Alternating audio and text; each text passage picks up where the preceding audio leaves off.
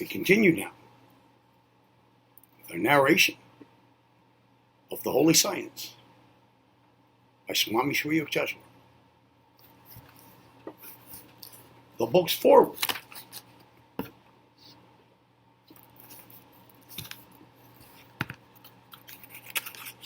think there's preface back there. No. Okay. The forward. Prophets of all lands and ages have succeeded in their God quest, entering a state of true illumination, Nirvikalpa Samadhi.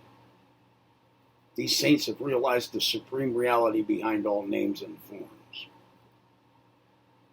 Their wisdom and spiritual counsel have become the scriptures of the world. These, although outwardly differing by reason of the variegated cloaks of words, are all expressions, some open and clear, others hidden or symbolic, of the same basic truths of spirit. My Guru Deva, Janavatar Swami Sri Yukteswar, 1855 to 1936, of Serampore, was eminently fitted to discern the underlying unity between the scriptures of Christianity and the Sanatana Dharma. Placing the holy texts on the spotless table of his mind, he was able to dissect them with a scalpel of intuitive reasoning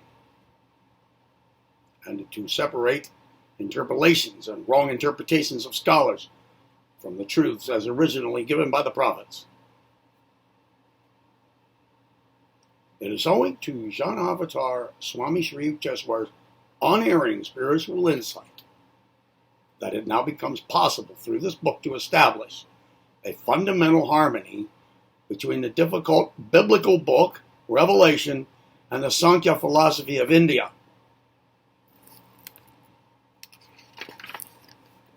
As my Guru Deva has explained in his introduction, these pages were written by him in obedience to a request made by Babaji, the Holy Guru Deva of Lahiri Mahasaya, who in turn was Guru Deva of Sri Yukteswar.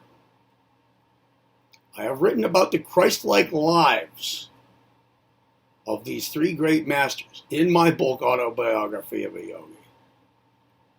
The Sanskrit sutras set forth in the Holy Science will shed much light on the Bhagavad Gita, as well as on other great scriptures in India. Paramahansa Yogananda. Now the preface by W.Y. Evans Wentz, M.A. D.Lit. D-Science, author of the Tibetan Book of the Dead, Tibet's Great Yogi Milarepa, and Tibetan Yoga and Secret Doctrines, and others. It has been my privilege to meet Sri Yukteswar Giri. A likeness of the Venerable Saint appeared as part of the frontispiece of my Tibetan Yoga and Secret Doctrines.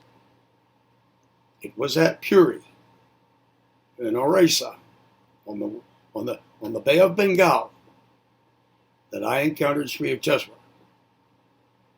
He was then the head of a quiet ashrama near the seashore there, and was chiefly occupied in the spiritual training of a group of youthful disciples. Sri Yukteswar was of gentle mien and voice, of pleasing presence,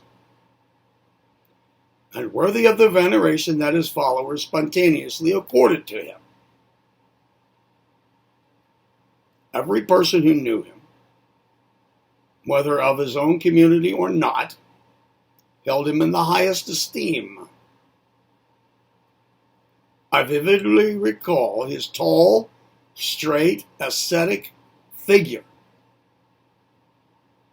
robed in the saffron-colored garb of one who has renounced worldly quests, as he stood at the entrance of the hermitage to give me welcome.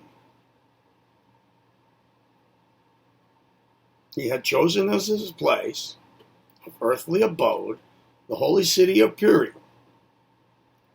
whither multitudes of pious Hindus, representative of every province of India, once daily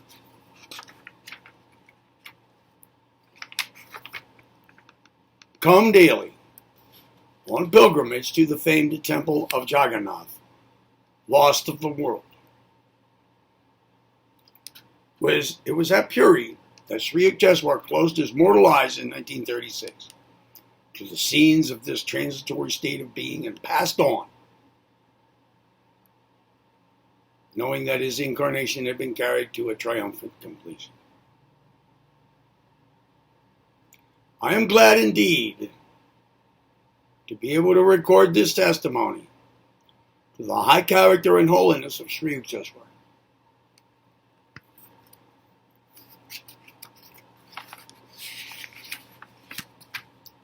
W.Y. Evans wins.